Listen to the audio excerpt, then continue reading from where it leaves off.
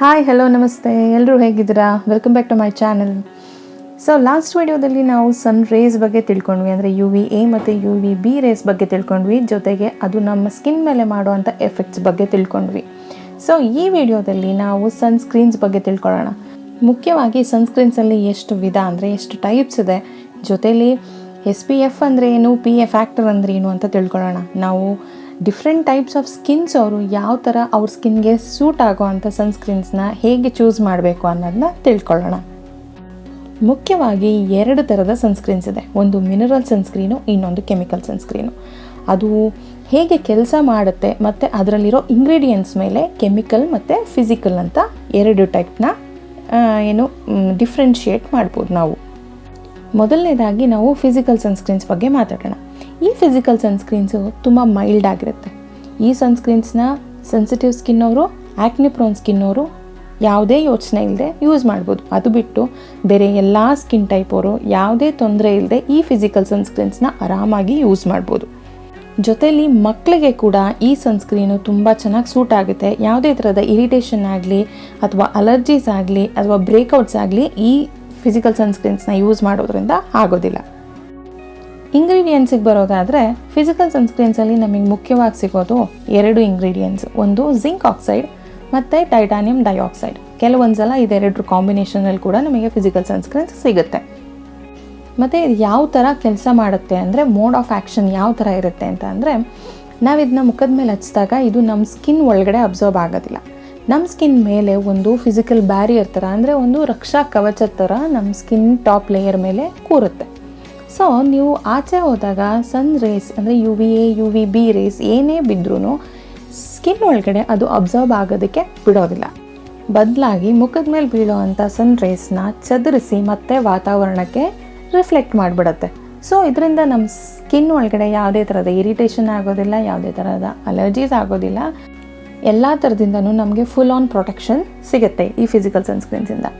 But ಇದಕ್ಕೆ ಕೂಡ ಕೆಲವೊಂದು ನೆಗೆಟಿವ್ ಪಾಯಿಂಟ್ಸ್ ಅಂತ ಇದೆ. ಏನಂದರೆ, ಈ ಫಿಸಿಕಲ್ ಸನ್ಸ್ಕ್ರೀನ್ಸು ನಮ್ಮ ಮುಖದ ಮೇಲೆ ಹಚ್ಚಿದಾಗ ಎಷ್ಟೊಂದು ಜನಕ್ಕೆ ಅನಿಸುತ್ತೆ ಬೂದಿ ಥರ ಬೂದಿ ಬಳ್ಕೊಂಡಂಗೆ ಇರುತ್ತೆ ಮುಖದ ಮೇಲೆ ಅಂತ. ಸೊ ಈ ಥರದ್ದು ವೈಟ್ ಕಾಸ್ಟ್ನ ನಮ್ಮ ಮುಖದ ಮೇಲೆ ಬಿಡುತ್ತೆ ಇದು. ಸೊ ಈ ವೈಟ್ ಕಾಸ್ಟ್ ಏನು ತುಂಬ ಹೊತ್ತಿನ ತನಕ ಇರೋದಿಲ್ಲ. ಬಟ್ ನೀವು ಹಚ್ಕೊಂಡು ಒಂದು 20-25 ಮಿನಿಟ್ಸ್ ಬಿಟ್ಟಾಗ ಆ ವೈಟ್ ಕಾಸ್ಟ್ ನಿಧಾನವಾಗಿ ನಿಮ್ಮ ಸ್ಕಿನ್ ಜೊತೆ ಸೆಟಲ್ ಆಗುತ್ತೆ. ಬಟ್ ಅದೇ ನೀವು ಒಂದು ಆಚೆ ಹೋಗೋಕ್ಕೆ ಒಂದು 20 ಮಿನಿಟ್ಸ್ ಮುಂಚೆ ಹಚ್ಕೊಂಡು ನೀವು ಆಚೆ ಹೋದರೆ ನಿಮಗೆ ಪ್ರೊಟೆಕ್ಷನ್ ಜೊತೆಗೆ ಆ ವೈಟ್ ಕಾಸ್ಟಿಂದ ನಿಮಗೆ ಮುಕ್ತಿ ಸಿಗುತ್ತೆ. ಅದು ಮೊದಲನೇ ನೆಗೆಟಿವ್ ಪಾಯಿಂಟ್. ಎರಡನೇ ನೆಗೆಟಿವ್ ಪಾಯಿಂಟ್ ಅಂದರೆ ಏನು ಅಂದರೆ, ಸ್ಕಿನ್ ಮೇಲೆ ಅದು ಲೇಯರ್ ಥರ ಕೂರೋದ್ರಿಂದ ಈಗ ಬೆವ್ತಾಗಲೋ ಅಥವಾ ನೀವು ಮುಖ ಒರೆಸ್ಕೊಂಡಾಗಲೋ ಈಸಿಯಾಗಿ ಫಿಸಿಕಲ್ ಸನ್ಸ್ಕ್ರೀನ್ಸ್ ನಿಮ್ಮ ಮುಖದಿಂದ ಹೊರಟೋಗುತ್ತೆ. ಸೊ ನಿಮಗೆ ಎವ್ರಿ 2 hours ಅಥವಾ 3 hours ಒನ್ಸ್ ನೀವು ಅಪ್ಲೈ ಮಾಡೋದು ತುಂಬಾ ಮುಖ್ಯವಾಗಿರುತ್ತೆ, ಮಾಡಲೇಬೇಕಾಗತ್ತೆ. ಮತ್ತು ಈ ಸನ್ಸ್ಕ್ರೀನ್ನ ಸ್ವಲ್ಪ ಜಾಸ್ತಿ ಹಚ್ಕೋಬೇಕಾಗುತ್ತೆ. ಅಂದರೆ ನಮ್ಮ 2 ಬೆರಳುಗಳ ಫಿಂಗರ್ ಲೆಂತ್, ಪೂರ್ತಿ 2 ಬೆರಳುಗಳ ಫಿಂಗರ್ ಲೆಂತಲ್ಲಿ ತೊಗೊಂಡು ಆ ಸನ್ಸ್ಕ್ರೀನ್ನ ನಮ್ಮ ಮುಖ, ಕಿವಿ, ಕತ್ತು ಎಲ್ಲ ಭಾಗಗಳಿಗೂ ಹಚ್ಕೋಬೇಕಾಗುತ್ತೆ. ಇನ್ನು ಸೆಕೆಂಡ್ ಟೈಪ್ ಅಂದರೆ ಕೆಮಿಕಲ್ ಸನ್ಸ್ಕ್ರೀನ್ಸ್ ಬಗ್ಗೆ ಹೇಳೋದಾದರೆ, ಇದರಲ್ಲಿ ನಮಗೆ ಸೀರೀಸ್ ಆಫ್ ಕೆಮಿಕಲ್ಸ್ ಸಿಗುತ್ತೆ. ಸನ್ ಬ್ಲಾಕರ್ಸ್ ಕೂಡ ಇದರಲ್ಲಿ ಕೆಮಿಕಲ್ಸೇ ಆಗಿರುತ್ತೆ. ಮುಖ್ಯವಾಗಿ ನಮಗೆ ಅವೋಬೆನ್ಝೋನು, ಆ್ಯಕ್ಟಿನೋಕ್ಸೈಟ್ ಮತ್ತು ಆಕ್ಸಿಬೆನ್ಝೋನ್ ಈ ಥರದ ಕೆಮಿಕಲ್ಸು ಸನ್ ಬ್ಲಾಕರ್ಸ್ ನಮಗೆ ಈ ಇಂಗ್ರೀಡಿಯೆಂಟ್ಸಲ್ಲಿ ಸಿಗುತ್ತೆ.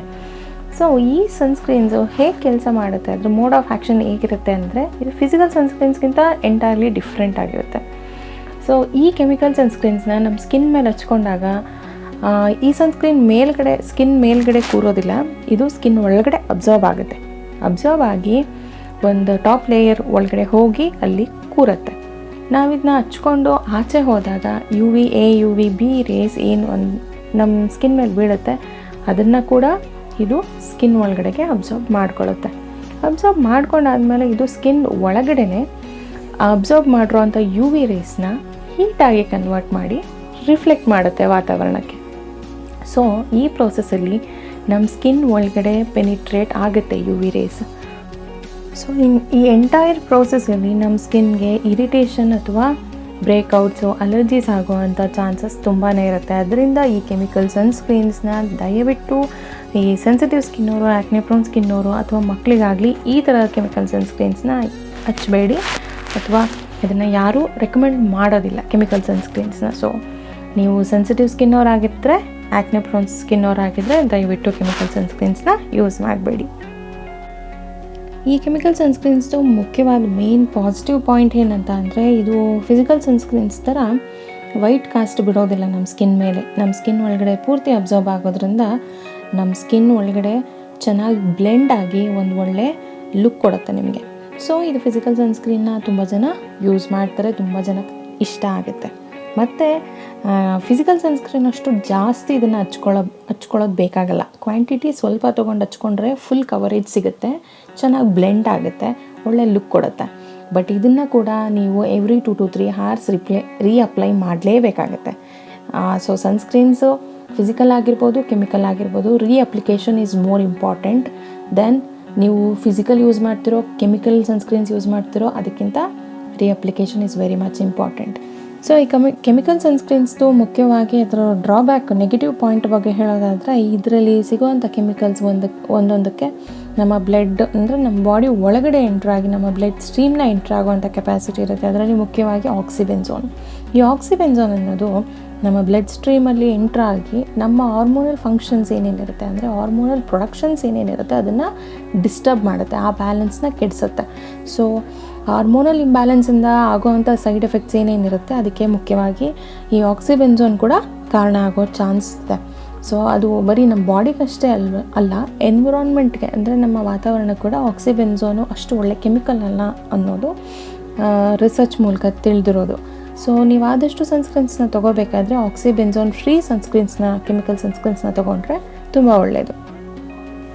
ಫುಡ್ ಆ್ಯಂಡ್ ಡ್ರಗ್ ಅಡ್ಮಿನಿಸ್ಟ್ರೇಷನ್ ಅವರು, ಅಂದರೆ FDA ಅಂತ ನಾವೇನು ಕರಿತೀವಿ, ಅವರು ಈ ಕೆಮಿಕಲ್ ಸನ್ಸ್ಕ್ರೀನ್ಗೆ ಕಂಪೇರ್ ಮಾಡಿದ್ರೆ ಫಿಸಿಕಲ್ ಸನ್ಸ್ಕ್ರೀನ್ಸ್ನ ಸೇಫ್ ಮತ್ತು ಎಫೆಕ್ಟಿವ್ ಅಂತ ಹೇಳಿದ್ದಾರೆ. ಸೊ ನಿಮ್ಮ ಚಾಯ್ಸಿಗೆ ಬಿಟ್ಟಿದ್ದು, ಫಿಸಿಕಲ್ ಸನ್ಸ್ಕ್ರೀನ್ ಯೂಸ್ ಮಾಡ್ತಿರೋ, ಕೆಮಿಕಲ್ ಸನ್ಸ್ಕ್ರೀನ್ಸ್ನ ಯೂಸ್ ಮಾಡ್ತಿರೋ, ನಿಮ್ಮ ಚಾಯ್ಸ್ ಬಿಟ್ಟಿದ್ದು. ಯಾವುದೂ ಯೂಸ್ ಮಾಡದೇ ಇರೋದಕ್ಕಿಂತ ಯಾವುದನ್ನಾದರೂ ಯೂಸ್ ಮಾಡೋದು ತುಂಬಾ ಮುಖ್ಯ. ಒಟ್ಟು ಸನ್ಸ್ಕ್ರೀನ್ ನಿಮ್ಮ ಸ್ಕಿನ್ ರೂಟೀನಲ್ಲಿ ಬೇಕಾಗಿರೋವಂಥ ಮುಖ್ಯವಾದ ಸ್ಕಿನ್ ಕೇರ್ ಪ್ರಾಡಕ್ಟ್. ಆಯಿಲಿ ಸ್ಕಿನ್ನವರು ಆದಷ್ಟು ವಾಟರ್ ಬೇಸ್ಡ್ ಅಥವಾ ಜೆಲ್ ಬೇಸ್ಡ್ ಸನ್ಸ್ಕ್ರೀನ್ಸ್ನ ತಗೊಳ್ಳಿ. ಮತ್ತು ಡ್ರೈ ಸ್ಕಿನ್ನವರು ಮಾಯಿಶ್ಚರೈಸಿಂಗು ಕ್ರೀಮ್ ಬೇಸ್ಡು ಸನ್ಸ್ಕ್ರೀನ್ಸ್ನ ಯೂಸ್ ಮಾಡಿದ್ರೆ ತುಂಬ ಒಳ್ಳೆಯದಾಗುತ್ತೆ. ಕಾಂಬಿನೇಷನ್ ಸ್ಕಿನ್ ಇರೋ ಅಂಥವ್ರು ಜೆಲ್ ಬೇಸ್ಡ್ ಸನ್ಸ್ಕ್ರೀನ್ಸ್ನ ಯೂಸ್ ಮಾಡಿ. ಮತ್ತು ಸೆನ್ಸಿಟಿವ್ ಸ್ಕಿನ್ನವರು ಮತ್ತು ಆ್ಯಕ್ನೆ ಪ್ರೋನ್ ಸ್ಕಿನ್ನವರು ಆದಷ್ಟು ಕೆಮಿಕಲ್ ಸನ್ಸ್ಕ್ರೀನ್ಸ್ನ ಅವಾಯ್ಡ್ ಮಾಡಿ ಫಿಸಿಕಲ್ ಸನ್ಸ್ಕ್ರೀನ್ಸ್ನ ಯೂಸ್ ಮಾಡಿ. ಸೊ ಇದಿಷ್ಟು ಟೈಪ್ಸ್ ಆಫ್ ಸನ್ಸ್ಕ್ರೀನ್ಸು ಮತ್ತು ಯಾವ ಥರ ಸ್ಕಿನ್ ಟೈಪ್ ಇರೋರು ಯಾವ ಥರ ಸನ್ಸ್ಕ್ರೀನ್ಸ್ನ ಯೂಸ್ ಮಾಡಬೇಕು ಅನ್ನೋದು. Next what is SPF and what is PA factor ಅಂತ. ನಾವು ಸನ್ಸ್ಕ್ರೀನ್ಸ್ ತೊಗೋಬೇಕಾದ್ರೆ ಬಾಟಲ್ ಮೇಲೆ ನೋಡ್ಬೋದು SPF 50, 30, 15, 20, 24 ಈ ಥರ ವೇರಿಯಸ್ ರೇಂಜ್ ಇರುತ್ತೆ. ಸೊ ಈ SPF ಅಂದ್ರೇನು, ಇನ್ನು PA+, PA++, ಈ ಥರ PA ಫ್ಯಾಕ್ಟರ್ಸ್ ಕೂಡ ಇರುತ್ತೆ. ಇವೆರಡು ಏನು ಅಂತ ತಿಳ್ಕೊಳ್ಳೋಣ. ಮೊದಲನೇದಾಗಿ SPF ಅಂತ ಅಂದರೆ ಸನ್ ಪ್ರೊಟೆಕ್ಷನ್ ಫ್ಯಾಕ್ಟರ್ ಅಂತ. ಈ ಸನ್ ಪ್ರೊಟೆಕ್ಷನ್ ಫ್ಯಾಕ್ಟರು ಮುಖ್ಯವಾಗಿ ನಮಗೆ UVB ರೇಸಿಂದ ಪ್ರೊಟೆಕ್ಷನ್ ಕೊಡುತ್ತೆ. ಎಷ್ಟು ಮಟ್ಟಕ್ಕೆ ನಮಗೆ ಪ್ರೊಟೆಕ್ಷನ್ ಸಿಗುತ್ತೆ UVB ರೇಸಿಂದ ಅನ್ನೋದನ್ನು ನಾವು SPF ಅಂತ ಅವರು ಇಂಡಿಕೇಟ್ ಮಾಡಿರ್ತಾರೆ. ಅದರಲ್ಲಿ ನಮಗೆ 15, 20, 24, 30, 100 ತನಕನೂ ಸಿಗುತ್ತೆ. ಸೊ ನಮಗೆ ಮಿನಿಮಮ್ SPF 30ಇಂದ ಮ್ಯಾಕ್ಸಿಮಮ್ 50, SPF 50 ಸಾಕು. ಮಿನಿಮಮ್ SPF 30 ಅಂದರೆ ನಮಗೆ 97% UVB ರೇಸಿಂದ 97% ಪ್ರೊಟೆಕ್ಷನ್ ಸಿಗುತ್ತೆ. ಮತ್ತು SPF 50ಅಲ್ಲಿ ನಮಗೆ 98ಇಂದ 99% ಪ್ರೊಟೆಕ್ಷನ್ ಸಿಗುತ್ತೆ. So SPF 50 is more than enough. ನೀವು ಮನೆ ಒಳಗಡೆನೇ ಇರೋದಾದರೆ SPF 30 ಹಚ್ಕೊಂಡು ಮನೇಲಿರ್ಬೋದು. ನೀವು ಆಚೆ ಹೋಗ್ತೀನಿ, ತುಂಬ ಬಿಸಿಲಿದೆ ಅನ್ನೋದಾದರೆ SPF 50ನ ಪ್ರಿಫರ್ ಮಾಡಿ ಎವ್ರಿ 2 hours ಒನ್ಸ್ ಅಪ್ಲೈ ಮಾಡಿ. Next PA factor. ಹಾಗಂದರೆ ನಮಗೆ UVA ರೇಸಿಂದ ಎಷ್ಟು ಪ್ರೊಟೆಕ್ಷನ್ ಸಿಗುತ್ತೆ ಅನ್ನೋದನ್ನ ನಮಗೆ PA ಫ್ಯಾಕ್ಟ್ರಲ್ಲಿ ಇಂಡಿಕೇಟ್ ಮಾಡಿರ್ತಾರೆ. PA ಫ್ಯಾಕ್ಟ್ರದ್ದು full form protection grade of UVA rays. So ನಮಗೆ PA+, PA++, ಅಂತ ಹೀಗೆ ಪ್ಲಸ್ಗಳ ಮೇಲೆ ನಮಗೆ ಪ್ಲಸ್ಗಳು ಜಾಸ್ತಿ ಆದಂಗೆ ಪ್ರೊಟೆಕ್ಷನ್ ಕೂಡ ಜಾಸ್ತಿ ಆಗುತ್ತೆ. ಅಂದರೆ UVA ರೇಸ್ ವಿರುದ್ಧ ನಮಗೆ ಪ್ರೊಟೆಕ್ಷನ್ ಜಾಸ್ತಿ ಸಿಗೋದನ್ನ ಇಂಡಿಕೇಟ್ ಮಾಡೋಕ್ಕೆ PA ಫ್ಯಾಕ್ಟರ್ಸ್ನ ಯೂಸ್ ಮಾಡ್ತಾರೆ. ಜೊತೆಲಿ ಕೆಲವೊಂದು ಸನ್ಸ್ಕ್ರೀನ್ಸ್ ಮೇಲೆ PA ಫ್ಯಾಕ್ಟರ್ ಇರೋದಿಲ್ಲ, ಬಟ್ ಬ್ರಾಡ್ ಸ್ಪೆಕ್ಟ್ರಮ್ ಅಂತ ಇರುತ್ತೆ. ಬ್ರಾಡ್ ಸ್ಪೆಕ್ಟ್ರಮ್ ಅಂತ ಅಂದ್ರೂ ನಿಮಗೆ UVA ಮತ್ತು UVB ರೇಸಿಂದ ಕಂಪ್ಲೀಟ್ ಪ್ರೊಟೆಕ್ಷನ್ ಸಿಗುತ್ತೆ ಅನ್ನೋದನ್ನ ಅದು ಇಂಡಿಕೇಟ್ ಮಾಡಿರುತ್ತೆ. ಇದಿಷ್ಟು types of sunscreens, SPF factor, PA factor ಬಗ್ಗೆ ತಿಳ್ಕೊಂಡಿದ್ದಾಯಿತು. ಈಗ ಲಾಸ್ಟಲ್ಲಿ ಒಂದು ಕ್ವೆಶ್ಚನು, ಇಷ್ಟೆಲ್ಲ ಸಣ್ಣ ಹೇಗೆ ಅವಾಯ್ಡ್ ಮಾಡೋದು ಅಂತ ತಿಳ್ಕೊಂಡಿದ್ದಾಯಿತು. ಹಾಗಾದರೆ ನಮ್ಮ ದೇಹಕ್ಕೆ ಸೂರ್ಯನ ಅವಶ್ಯಕತೆನೇ ಇಲ್ವಾ ಅನ್ನೋದಾದರೆ, ನಮ್ಮ ದೇಹಕ್ಕೆ ಸೂರ್ಯನ ಅವಶ್ಯಕತೆ ಇದೆ. ಎಲ್ಲರಿಗೂ ಗೊತ್ತಿರೋ ಹಾಗೆ ಸೂರ್ಯನ ಕಿರಣಗಳನ್ನ ಯೂಸ್ ಮಾಡಿಕೊಂಡೆ ನಮ್ಮ ದೇಹ ವಿಟಮಿನ್ ಡಿನ ಪ್ರೊಡ್ಯೂಸ್ ಮಾಡೋದು. ವಿಟಮಿನ್ ಡಿ ನಮ್ಮ ಬಾಡಿಲಿ ಬೋನ್ ಹೆಲ್ತ್, ನಮ್ಮ ಓವರಾಲ್ ಬೋನ್ ಹೆಲ್ತ್ಗೆ ತುಂಬಾ ಮುಖ್ಯವಾಗಿರುವಂಥ ಒಂದು ವಿಟಮಿನ್ನು. ಸೊ ಈ ವಿಟಮಿನ್ನ ನಾವು ಈ ಸನ್ಸ್ಕ್ರೀನ್ಸ್ನ ಹಚ್ಕೊಳ್ಳೋದ್ರಿಂದ ನಮಗೆ ಸೂರ್ಯನಿಂದ ಪ್ರೊಟೆಕ್ಷನ್ ಸಿಗುತ್ತೆ, ಸೂರ್ಯನ ಕಿರಣಗಳು ಅಬ್ಸಾರ್ಬ್ ಆಗೋದು ತಡೆಯುತ್ತೆ. ಸೊ ಸೂರ್ಯನ ಕಿರಣಗಳು ಅಬ್ಸಾರ್ಬ್ ಆಗಲಿಲ್ಲ ಅಂದರೆ ವಿಟಮಿನ್ ಡಿ ಹೇಗೆ ಪ್ರೊಡ್ಯೂಸ್ ಆಗುತ್ತೆ? ಅದರಿಂದ ನೀವು ನಿಮ್ಮ ಆಹಾರ ಪದ್ಧತಿಲಿ ಸ್ವಲ್ಪ ಚೇಂಜ್ ಮಾಡಿಕೊಂಡು ವಿಟಮಿನ್ ಡಿ ಯಾವುದ್ಯಾವುದ್ರಲ್ಲಿದೆ ಅಂತ ಫುಡ್ಸ್ನ ಲಿಸ್ಟ್ ಮಾಡಿಕೊಂಡು ಆ ಥರ ಫುಡ್ನ ಸ್ವಲ್ಪ ಜಾಸ್ತಿ ತೊಗೊಂಡ್ರೆ ಈ ವಿಟಮಿನ್ ಡಿ ಅದರಿಂದ ಸಿಗುತ್ತೆ. ಅದು ಬಿಟ್ಟು ನಾವು ಅರ್ಲಿ ಮಾರ್ನಿಂಗು ಎಳೆ ಬಿಸಿಲು ಅಂತ ಏನು ಹೇಳ್ತೀವಿ, ಒಂದು 8 ಗಂಟೆ ಒಳಗಡೆ ಇರುವಂಥ, ಬೆಳಿಗ್ಗೆ 8 ಗಂಟೆ ಒಳಗಡೆ ಇರುವಂಥ ಬಿಸಿಲಲ್ಲಿ ಅಥವಾ ಸಂಜೆ 5-5:30 ಮೇಲ್ಗಡೆ ಇರುವಂಥ ಬಿಸಿಲಲ್ಲಿ ಒಂದು 1/4 ಗಂಟೆ ಇರೋದ್ರಿಂದ ನಮಗೆ UVB ರೇಸ್ನ ಯೂಸ್ ಮಾಡಿಕೊಂಡು ನಮ್ಮ ಬಾಡಿ ನ್ಯಾಚುರಲ್ ಆಗಿಯೇ ವಿಟಮಿನ್ ಡಿನ ಪ್ರೊಡ್ಯೂಸ್ ಮಾಡುತ್ತೆ. ಇದಿಷ್ಟು ಸನ್ಸ್ಕ್ರೀನ್ ಬಗ್ಗೆ, ಸನ್ ರೇಸ್ ಬಗ್ಗೆ ಮಾಹಿತಿ. ಇದಿಷ್ಟು ನಿಮ್ಗೆ ಇಷ್ಟ ಆಗಿದೆ ಅಂತ ಅನ್ಕೋತೀನಿ. ಇಷ್ಟ ಆಗಿದರೆ ದಯವಿಟ್ಟು ಲೈಕ್ ಮಾಡಿ, ನನ್ನ ಚಾನಲ್ಗೆ ಸಬ್ಸ್ಕ್ರೈಬ್ ಆಗಿ.